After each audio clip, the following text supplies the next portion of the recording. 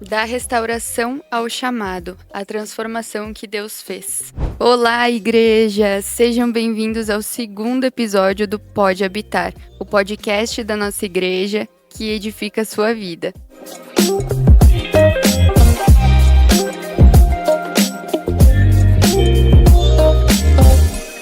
No podcast de hoje, nós vamos conhecer a história da pastora Cris. Pastora Cris, que alegria ter você aqui! Boa noite a todos. Realmente para mim é uma alegria, uma honra poder participar desse novo projeto da nossa igreja, né? E poder também falar e contar um pouquinho da minha história de vida aqui para tantas pessoas que vão nos ouvir. Então, pastora, para a gente começar, como era a sua vida antes de ter um encontro real com Deus? Então, para resumir, né, numa palavra, se fosse, seria totalmente perdida, né? Sem Jesus eu estava perdida, sem rumo, sem saída, sem solução, né? Mas Jesus me encontrou, e glória a Deus por isso. Conta para nós o começo da sua jornada. Como era a tua infância? Você nasceu em um lar cristão? Então, eu não nasci num lar cristão, né? A minha infância foi uma infância simples, né? De uma família simples, católica. Eu não posso dizer totalmente não praticante, né? Eram partes, alguns períodos, né, da nossa vida. Sim, nós éramos ensinados a buscar a Deus, né? Pela Igreja Católica. Principalmente nas épocas mais a questão da idade, né? Tinha que ir para catequese, fazer Eucaristia, a crisma. Então, nesses períodos, sim, a família se envolvia um pouco mais no catolicismo e acabava que eu e os meus irmãos participávamos, né, desses processos ali na igreja. Participando, às vezes, também de alguns retiros, mas isso muito esporadicamente, né? Não era nada que acontecia diário, semanal, era muito esporádico, né?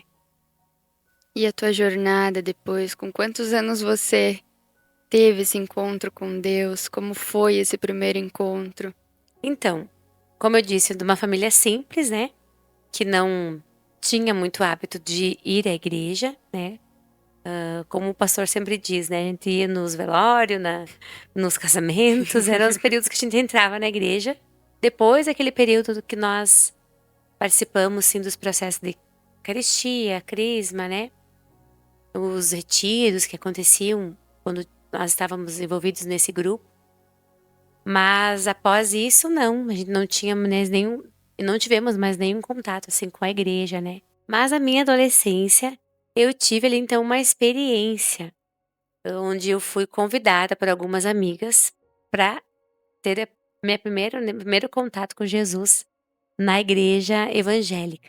Então, eram as amigas ali do bairro, né, vizinhas, que já iam, frequentavam, né, com seus pais. E eu acabava indo junto, né? Eu pegava aquele barco e ia junto, sem os meus pais e sem a minha família. Então eu ia e tinha essas experiências espirituais com Deus, né? Muito rasas, eu vou dizer assim, porque eu não conseguia ter aquela frequência grande, porque os meus pais não estavam comigo. Então eu não estava sempre, né, presente na rotina da igreja. Depois, ali por meus 16, 17 anos, aí sim eu acabei indo mais, frequentando mais, né. Mas eu me batizei nesse período, foi a minha experiência foi do batismo, né, nas águas. Foi nessa idade de 14 anos, por aí.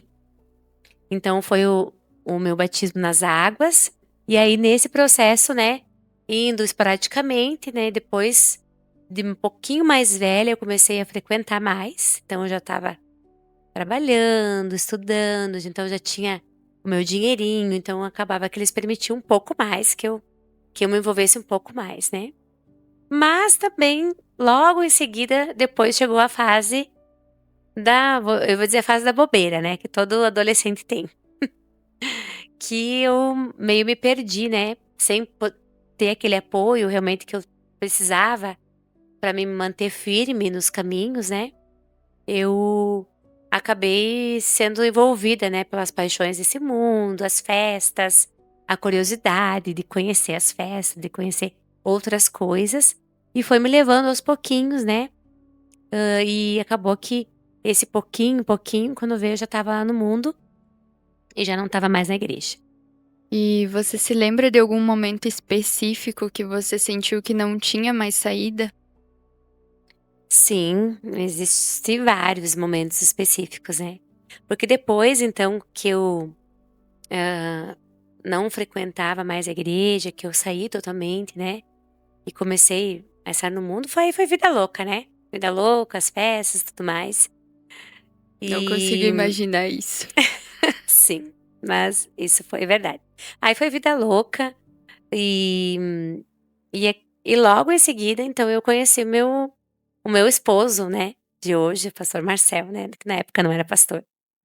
Logo nós nos conhecemos, logo em seguida disso a gente se conheceu, e a gente fazia festa junto e tal, né, e nós nos casamos. Então, só que o casamento no início foi tudo sempre foi maravilhoso, né, nós nos amávamos, nós realmente, né, tinha aquela conexão com o outro, mas muito jovens, né, como é que eu vou dizer, inconsequentes em muitas das nossas atitudes. A gente acabou tendo muita briga no nosso relacionamento, né. E foi aí então que começou a ter um casamento complicado, né, apesar de ter vindo as nossas filhas, foi tudo maravilhoso, né, a vinda delas, a chegada delas foi com muita alegria, mas a gente teve muita dificuldade no nosso relacionamento, né, como homem e mulher. E aí, então, foi várias vezes que nós passamos momentos muito difíceis na no nosso casamento, na nossa área financeira, e que aí realmente a gente viu que sem Deus a gente não conseguia mais, que não tinha outra saída a não ser buscar a Deus, né, que Ele pudesse nos conduzir, né, de uma melhor forma, para que mudasse aquele cenário, né, porque mudasse aquela situação. E algo muito forte no teu testemunho é a restauração do teu casamento também, né? Conta pra nós como foi esse processo.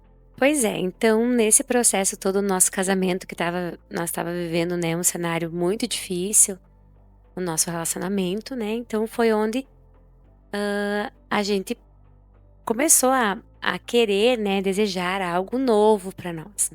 Nós não sabíamos ainda que era Jesus, mas nós queríamos algo novo, nós queríamos que acontecesse algo que pudesse transformar a nossa vida, né, num todo, né, não só o casamento, mas área financeira também. Muitas dificuldades que nós tínhamos no profissional, e foi aí então que a gente, teve uma experiência com Deus. A gente viajou para outra cidade, onde eu tinha uma tia minha que já conhecia Jesus, e a gente ficou hospedada na casa dela naquele período. E ela, né, falava de Jesus para nós, mas a gente estava, assim, muito distante de Deus, né, a ponto de entender o que ela estava falando, de conseguir receber aquilo. Mas eu estava mais aberta para receber, né. E até que ela me convidou para ir num culto, né, naqueles dias que eu fiquei na casa dela. Fomos só eu e ela, e o Marcel não foi conosco. E eu tive uma experiência ali, onde Deus, né, liberou uma palavra sobre a minha vida, que a minha vida ia ser transformada, né, quando eu voltasse para minha cidade, e que Deus ia preparar algo novo para mim, né. Então eu recebi de todo o coração aquela palavra. E a partir disso, quando nós voltamos, então, para nossa cidade, eu decidi, então, buscar uma igreja para, né, voltar para Jesus, porque como eu já tinha tido aquela experiência com ele, já tinha tido o batismo nas águas, né, e apesar de ter uma experiência muito rasa lá na minha adolescência, né, agora eu estava com aquele anseio, aquele desejo de buscar algo mais profundo em Deus. Conta pra nós então qual foi a tua maior experiência, assim, que você viu Deus agir de uma forma sobrenatural na tua vida? A minha maior experiência com Deus foi realmente o nosso o nosso retorno para Jesus, né? Eu digo meu retorno, aliás, para Jesus, porque o Marcel ainda não conhecia, né? Mas eu passei a orar, né, de uma maneira muito objetiva com Deus, né? A partir do que eu comecei a caminhar com ele, eu comecei a fazer orações daquilo que eu realmente queria que acontecesse na minha casa, na minha família, né? Então eu estava com um casamento destruído, com o meu relacionamento, né, na corda bamba, vamos dizer assim, a área financeira bem complicada. Então eu decidi procurar uma igreja, foi o que eu fiz, né? Então eu fui atrás de um lugar que eu pudesse estar nos cultos, ouvir a palavra. E a partir desse momento, eu tomei a decisão de realmente voltar para Jesus, de me reconciliar com Ele. Só que eu passei a fazer orações muito objetivas, até assim ousadas, né, com Deus. E uma das orações que eu fiz, que foi uma experiência muito marcante na minha vida, foi quando eu disse que eu precisava, eu necessitava que o meu marido se convertesse. Que eu não sabia de que jeito, de que forma, como que ele ia fazer, mas eu preciso que ele se converta. E Deus me atendeu, né? Meu marido passou a ir comigo, então, nos cultos, né? Meio resistente, claro, no início, né? Por ir, né? Por ir no início, mas eu continuava com as minhas orações, né? Bem objetivas, ousadas, que Deus, né? Alcançasse ele, que ele tivesse encontros. Pega ele, Jesus, pega ele, que, né? Eu sozinha, né? Não vai dar certo, né? Vai ser muito difícil para mim conseguir caminhar sozinha, sem o meu marido, né? Mas que eu queria que ele restaurasse totalmente a nossa família, né? Por completo, né? Claro, depois os outros familiares também. Se ele quisesse alcançar também podia, mas no momento a maior urgência era ele, né? Então, e, e ele passou aí comigo, então, nos cultos, né? Como eu disse, algumas exigências que ele tinha para os cultos tinha que ser de manhã, então eu tive que encontrar uma igreja que ele queria ir no culto pela manhã, então uma igreja que tivesse culto pela manhã. E a partir daquela frequência nos cultos, por isso que eu sempre digo, né? Você que tem o sonho que o seu marido se converta ou algum familiar seu, pelo menos traga para a igreja, né? Mesmo que ele venha emburrado, né, resistente, mas se ele vir, né, eu tenho certeza que Jesus vai fazer a obra, porque quem faz é Jesus, não é nós. Então, pelo menos convide, porque às vezes muita gente fica nessa, não, ele não vai vir. Aí você nem insiste, nem convida, nem se preocupa tanto dele estar contigo, mas se você trazer ele, mesmo meio resistente, mesmo emburrado às vezes, mesmo, né, naquela tendo que ficar insistindo, mas ele vir, ele receber a palavra, em algum momento, o Senhor Jesus vai alcançar o coração dele. E foi o que aconteceu comigo, né?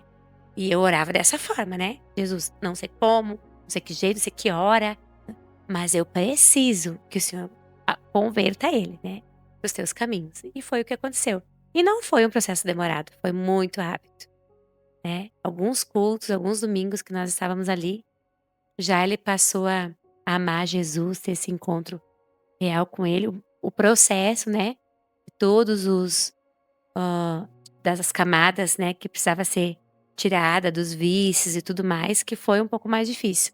Mas o amar Jesus e querer Jesus foi muito rápido. E eu ficava nessa oração, né, uma oração muito ousada, né, para que ele realmente fizesse a obra. Agora vamos entrar em um assunto que, meu amigo, eu chego a me arrepiar. O seu chamado à ministração. Gente, vocês não têm noção. Se você nunca ouviu a minha pastora cantar, nossa, vocês estão perdendo muito. Depois desse tempo de restauração, Deus acende algo em você, o dom de cantar. Nos conte como foi isso. O dom é algo que eu sempre tive. Então, eu me lembro desde criança. Eu já percebia que eu tinha uma voz diferenciada, né? mesmo criança, né. Minha brincadeira favorita era brincar de cantar, sempre foi. E então eu já percebia que tinha algo. E logo na minha primeira experiência com Jesus, ali naquela experiência muito rasa que eu tive na minha adolescência, eu já cantava. Então, eu já despertou esse dom ali naquele período, né. A igreja que eu frequentava era uma igreja que, sempre, preparava essas oportunidades, né, para louvor, para coral, essas coisas, e eu acabava que era algo que me puxava, né, porque eu sabia que tinha algo em mim, então eu acabava indo nessas oportunidades, né, que acabavam tendo. Aí ali então, naquela época eu participei de um primeiro festival de música, onde eu ganhei um troféu, né, tirei primeiro lugar, então eu sabia que tinha algo em mim. Só que depois, no período de desviada, eu nunca mais cantei. Então, isso acabou ficando em stand-by, vamos dizer assim, né. E quando eu me reconciliei com Jesus ali, já depois, né, de casada, né, de tudo o inferno que a gente viveu, né, na nossa vida, porque foi depois de 10 anos de casada que eu me reconciliei com Jesus, então isso demorou, né, demorou muito, a gente viveu muitas coisas difíceis antes do Senhor. E já no processo, quando eu me reconciliei com Jesus, meu esposo se converteu, ele também era envolvido com a música, né, por coincidência, né. Também ele era envolvido com a música lá no mundo, antes de Jesus também. Era baterista, participava de bandas, então, teve um pouco de conexão com isso, mas ele nunca soube realmente desse meu talento quando nós estávamos sem a igreja. Ele nunca soube dessa verdade minha e eu nunca falei, né. "Ah, eu canto, eu tenho uma voz boa", né, nunca comentei muito isso. Mas depois do nosso retorno para a igreja, então aquilo voltou a despertar no meu coração, né. E eu sabia que realmente era algo que Deus tinha me dado, né, como dom e talento pra glória dele, né. Então lá no mundo, eu não usei esse talento pra lá fora. Deus não permitiu. Mas quando eu voltei pra igreja, então, despertou isso no meu coração e eu comecei de novo, né, na simplicidade, com playback, né, sem ter ninguém pra tocar, e eu disse: "Não, eu vou louvar a Deus, a partir de agora, os meus dons e talentos são para servir ao Senhor". E você acredita que o louvor, pode ter sido considerado uma ferramenta de cura pra ti? Sim, com certeza, porque era é no louvor, né, que onde eu melhor me expresso para Deus. Porque eu sempre fui uma pessoa de quando eu canto, quando eu louvo a Deus, eu sou muito expressiva na minha maneira de louvar, né. Então, é algo onde me toca, onde Deus fala comigo, onde Deus me usa, onde Ele ministra meu coração, também para ministrar as outras pessoas, né. Então, eu tenho certeza que isso é algo bem específico que Deus colocou em mim para glorificá-lo, né. Então é onde também Deus ministra meu coração, onde Ele fala comigo, onde Ele também através de mim ministra outras pessoas. E é maravilhoso viver isso, né. Saber que realmente é algo que Ele me deu, né, que realmente é só para Ele, só para louvor a Ele. E até o momento que eu do nosso testemunho, até quando a gente se reconciliou com Jesus, foi uma experiência, né, com o louvor. Eu lembro que nós estávamos naquela vida louca, daí eu tinha tido aquela minha experiência com a minha tia lá naquele culto, né, aquela palavra que tinha sido liberada para mim. E um dia o Marcel chegou em casa com o DVD do Lázaro. Se alguém acho que todo mundo conhece, né. Hoje um irmão, né, em Cristo, que hoje é falecido, um adorador. E e eu coloquei aquele DVD, né, e eu ouvi aquelas canções dele, então ouvi realmente Deus me chamar, né.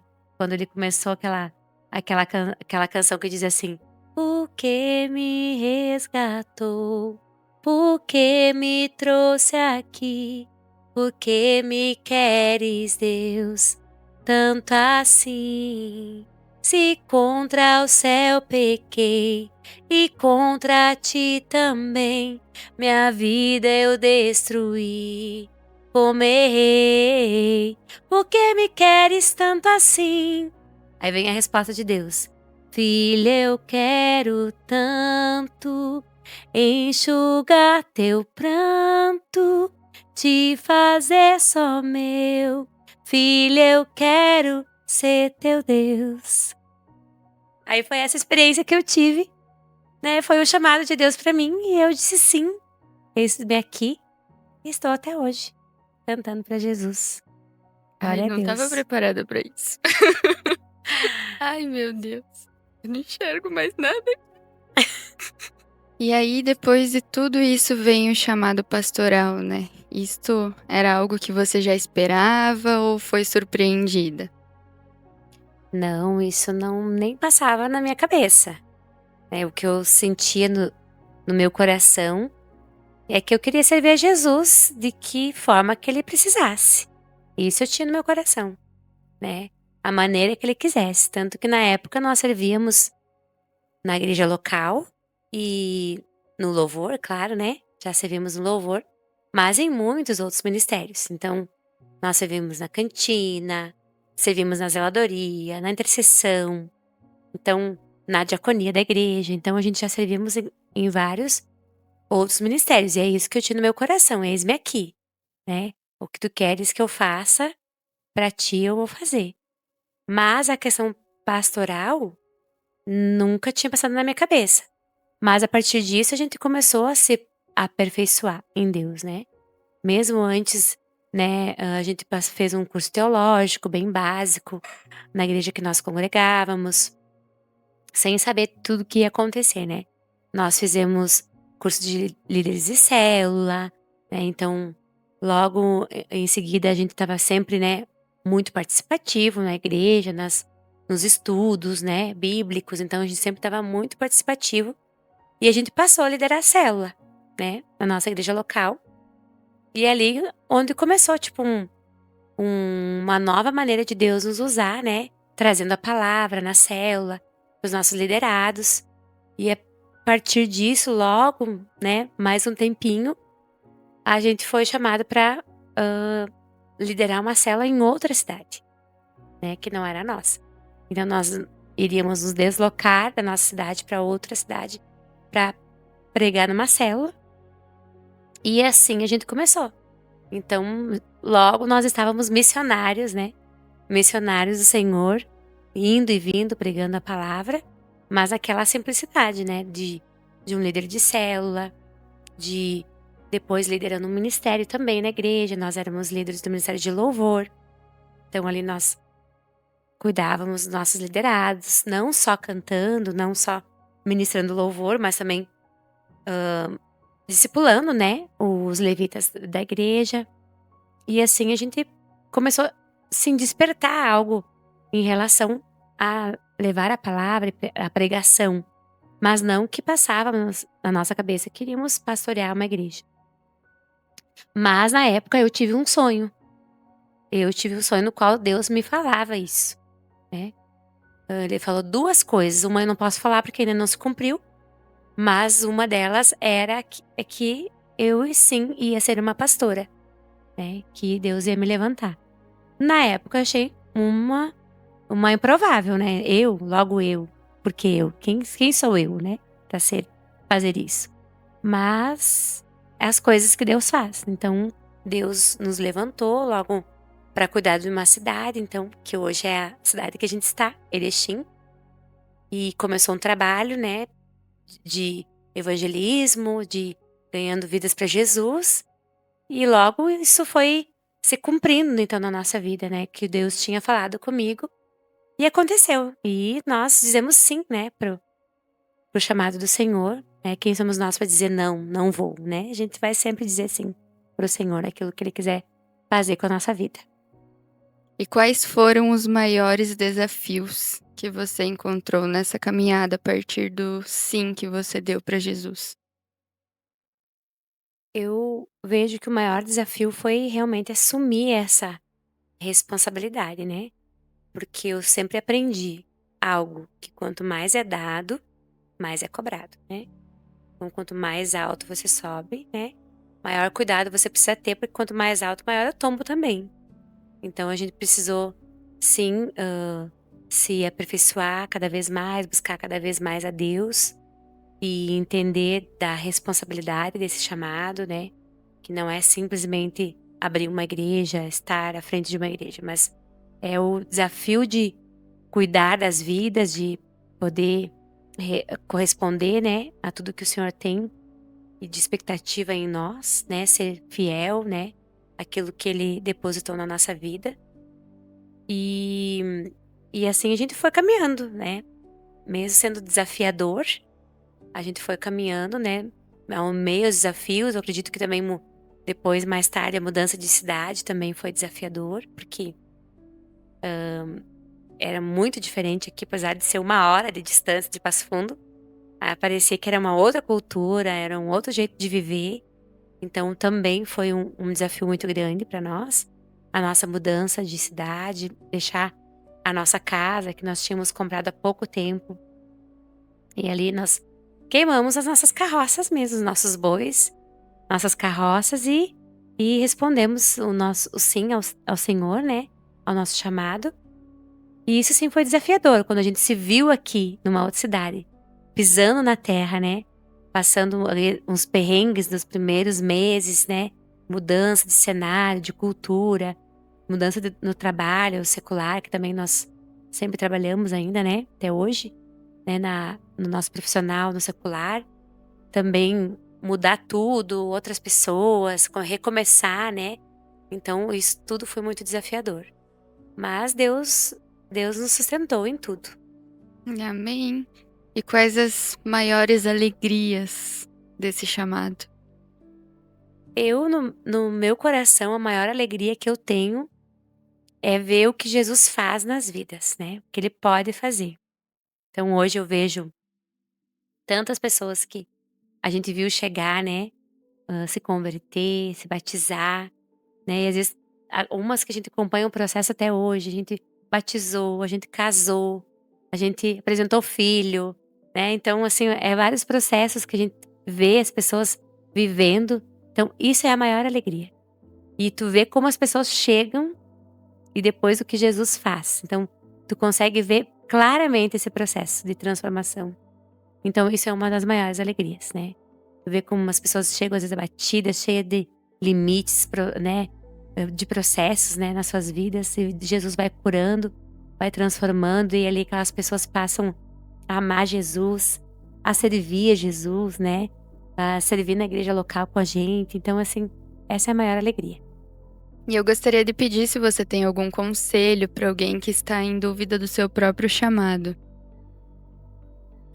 Eu creio que você precisa realmente ouvir o Senhor.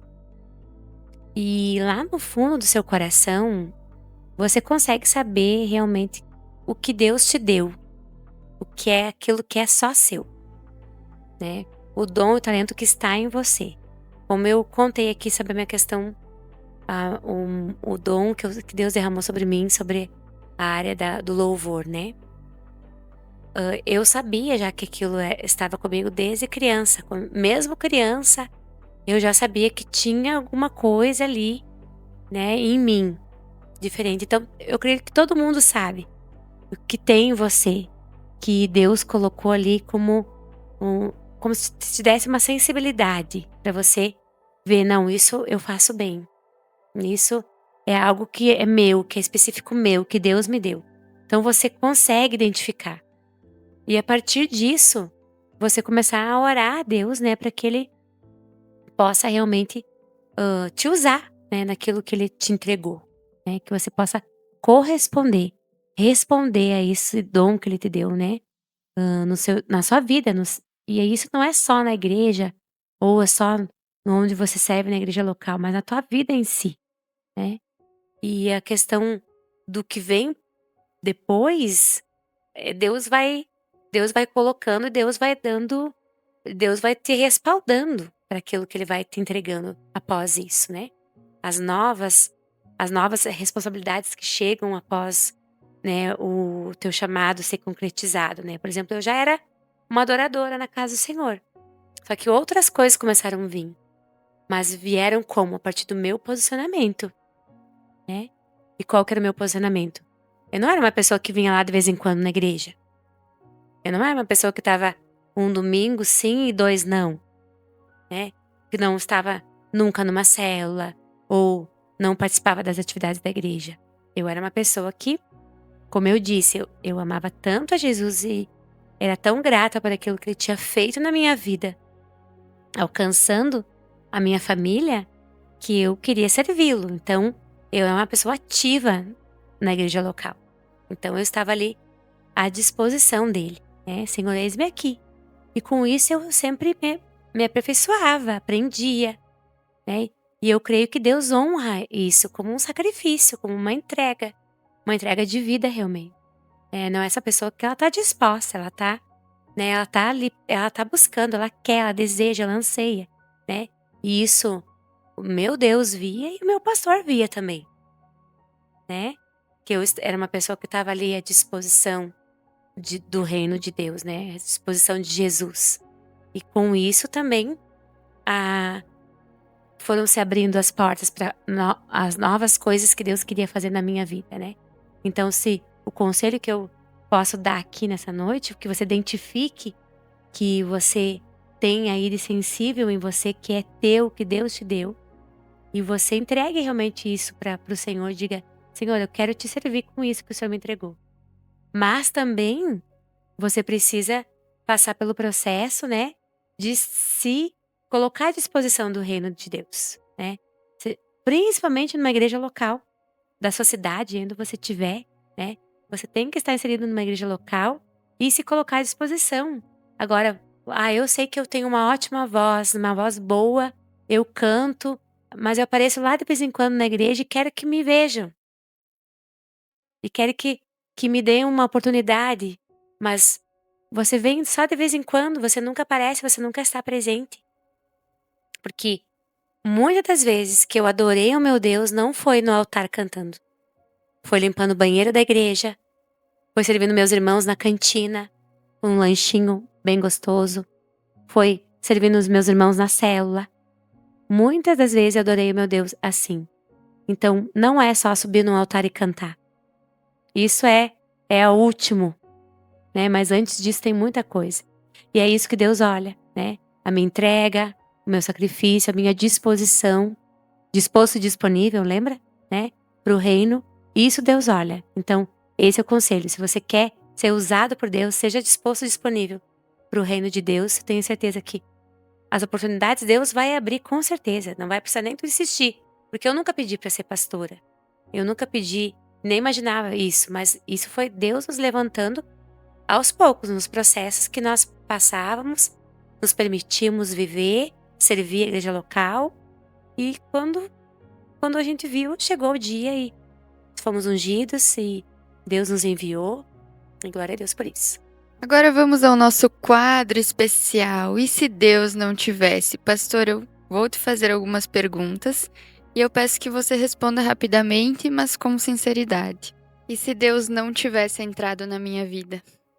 Com certeza eu já tinha morrido. E se Deus não tivesse restaurado o meu casamento? Com certeza já estávamos divorciados há muitos anos, já há muitos anos. E se eu tivesse dito não ao redirecionamento de Deus? Eu creio que se eu tivesse dito não, Deus ia sim levantar outra pessoa, né, para aquilo que ele queria cumprir, e eu simplesmente ia viver uma vida medíocre, né, sem responder ao chamado do Senhor, até eu poder estar na igreja, quem sabe uma irmã da igreja, né, mas eu não ia conseguir, porque é desafiador, né, é desafiador aquilo que Deus nos chama para fazer.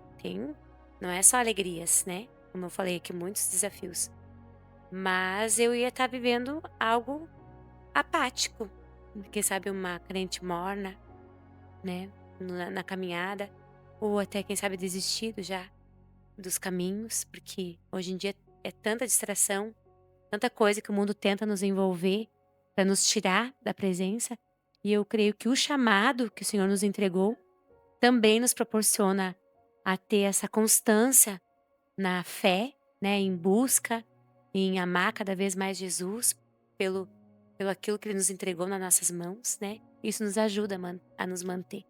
E se nós não tivéssemos ouvido, quem sabe a gente já teria esfriado, quem sabe? Pastora, que testemunho precioso que você nos Glória a trouxe hoje Deus. aqui. Eu me sinto muito honrada de ser edificada, principalmente por Jesus ter me levantado para esse projeto aqui. Eu gostaria de pedir que você orasse por nós, por quem está assistindo nesse momento, e eu creio que Amém. esse testemunho vai impactar muitas vidas. Claro, com certeza. Eu creio sim que você que está nos ouvindo, né? De repente, por algum momento você parou no meio do caminho, achando que não ia conseguir. Eu vou te dizer assim, é possível. Seja ousado nas suas orações, né? Ouse a orar, pedir para o Senhor aquilo que você precisa para que você possa permanecer na caminhada. Tenho certeza que Ele quer te abençoar e Ele vai te abençoar. E vai ser uma honra para mim que orar, né?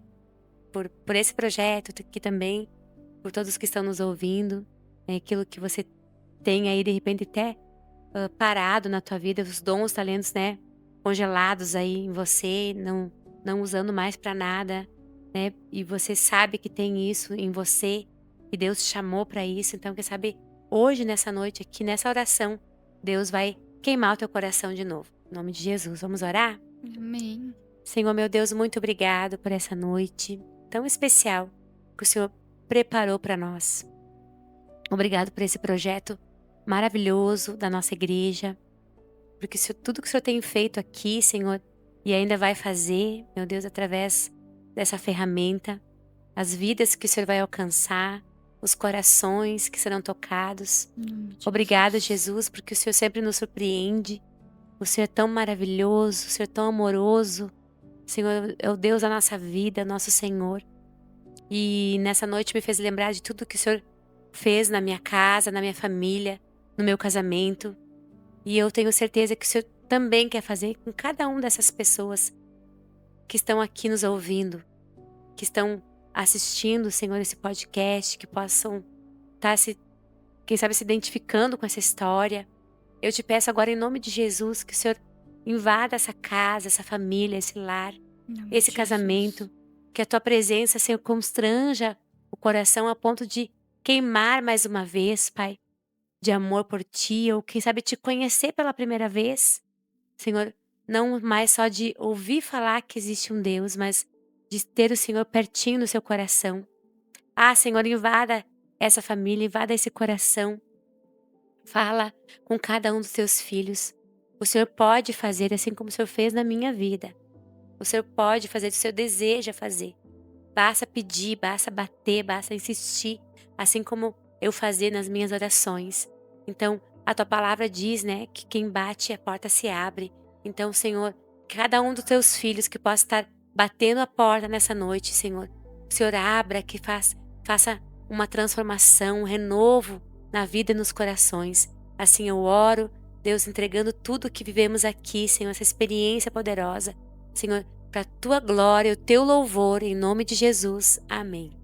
Amém, amém. E para você que ouviu até aqui, não importa onde você esteja, Deus pode reescrever a tua história. Compartilhe esse episódio com alguém que precisa ser tocado. Nos vemos no próximo episódio.